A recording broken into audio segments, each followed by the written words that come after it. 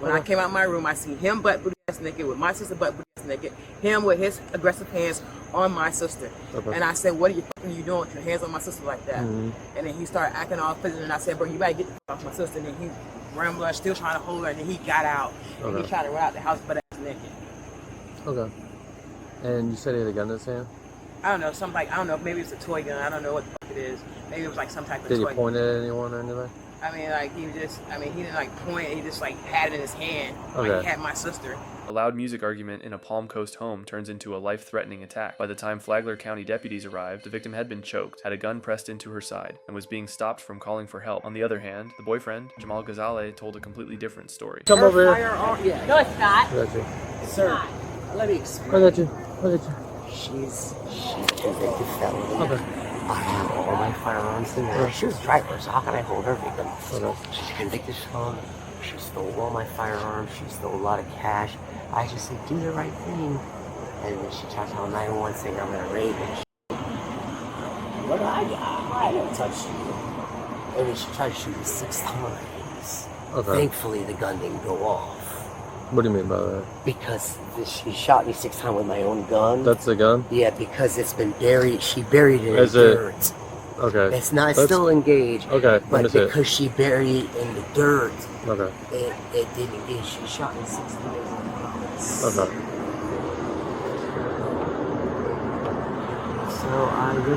So she called me a rape in Jacksonville.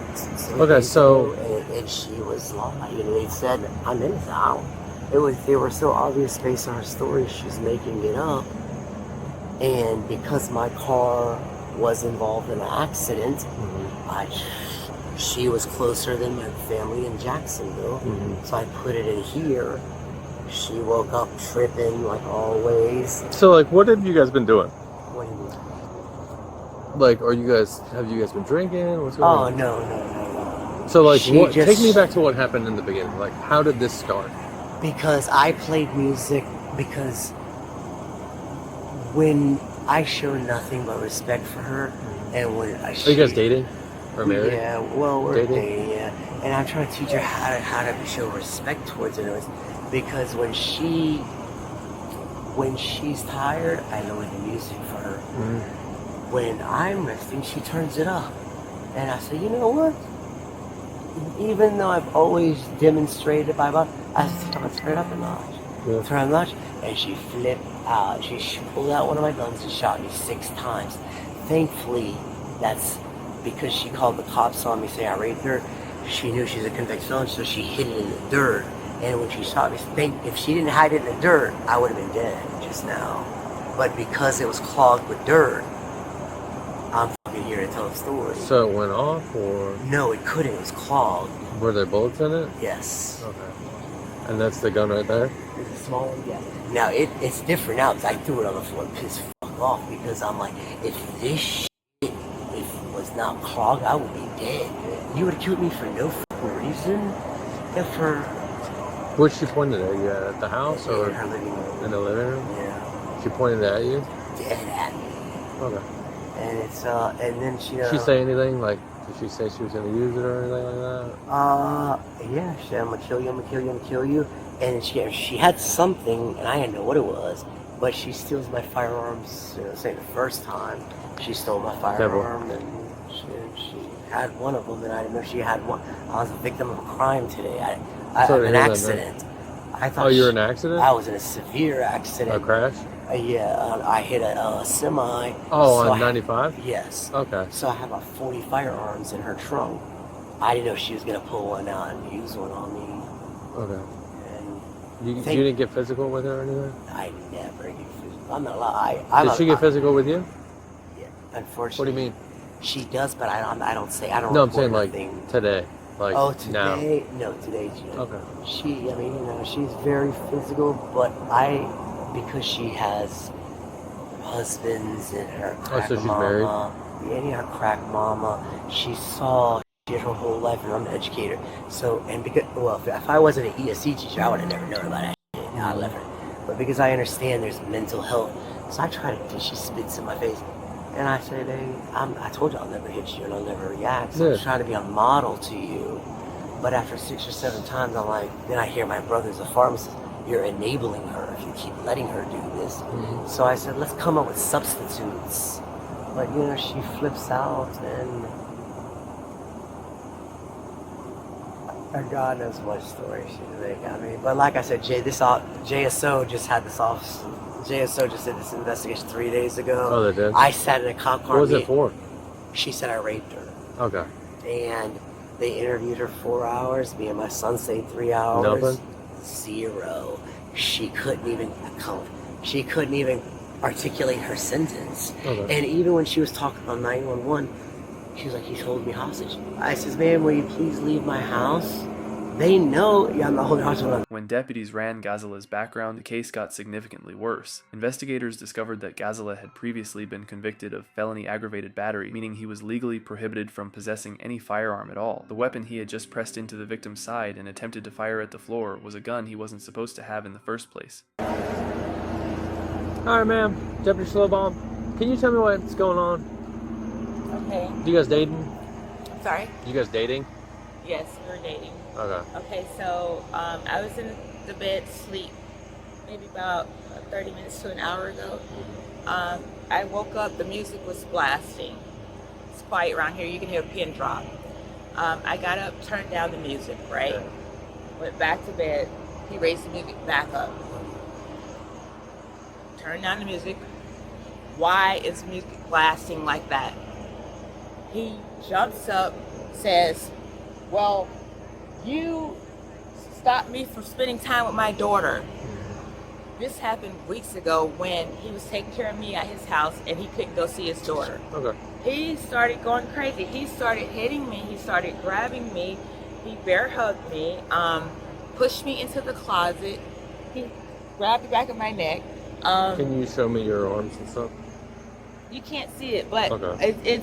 He really, and I have breast implants. Can you show your neck? And my arm, okay. right here. Okay. So he started attacking me, grabbing me, hitting me in the closet. So we come out to the front room. So then he has my arm. He swears to God, did this move on me like this, and I couldn't get out of it. And I don't even know how he got me that way, but that's one of the moves he pulled on me. And so this just escalated to the front room. And then the front room, we got towards the door, and all that will be on the camera. He got towards the door, then he pulled the gun on me, he pulls the gun on me, and then my sister comes out of the room. My sister was gonna jump in it and hit him in the face. I said, get him off of me, get him off of me. He still got me in the bear hug, holding me as tight as I could. I said, please get off me, my breast implants, you know how I am. I'm not built for fighting. My breast implants. So he's holding me as tight as he can to try to do whatever he can as far as damage. But so my sister comes out of the room. My sister's gonna jump in it.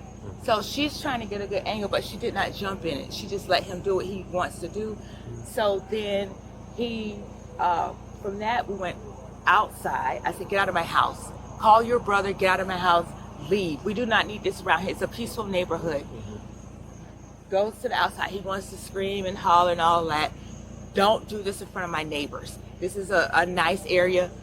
The crap that you do, the drugs the situation with him is just a nightmare. I think what the problem is, he's got an accident earlier today. That's what he said. Right, and I think he needs someone to take it out on because he did not have insurance. He has to pay.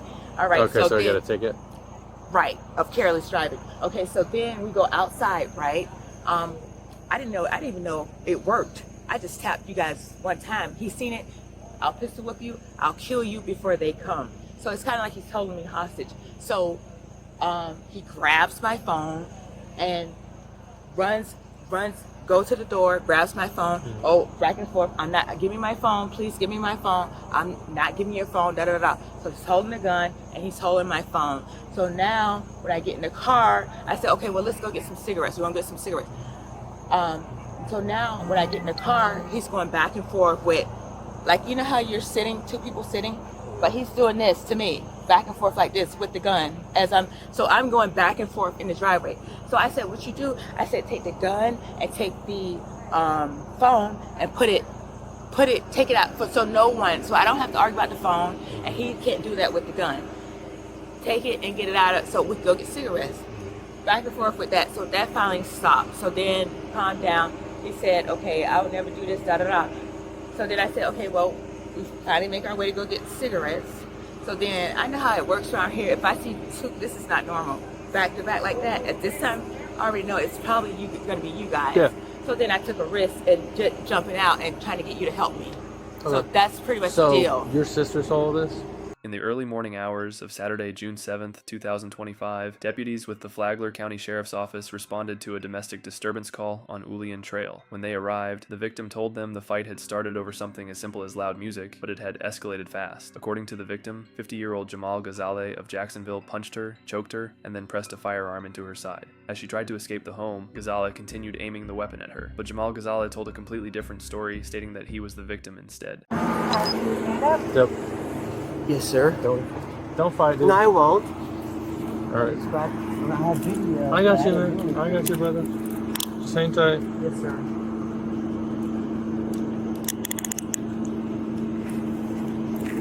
You got anything on you that's gonna poke us, stick us, anything like that? Any weapons? All right. Yes, sir. False imprisonment. No, we don't know yet. No. Let's get in. Don't worry about that, man. I'll tell you your charges when you'll read it when you see the 707. They'll provide that to you at the jail. I'm going to jail?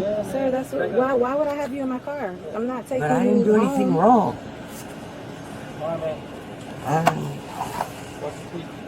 Hold on 1 second, please. I know this tight fit. If you want, you Okay. can scoot to the back. Okay, hold on 1 second, please. Jesus. How? Listen, Oh, we're I know. not But how do I know? negotiating No, I'm not asking you to. All my firearms in the back of my vehicle. your vehicle that's I totaled. mean, her. What's that? No weapon. In her trunk? No. No, sir. There's a whole bunch. You checked her trunk?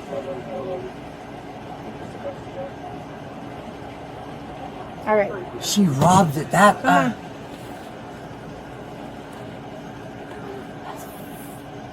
You got. Listen, That's fucked up, man. we There's gotta 40 go. I firearms. and need you to yes. They're in front of her house. I seen her We do gotta. it.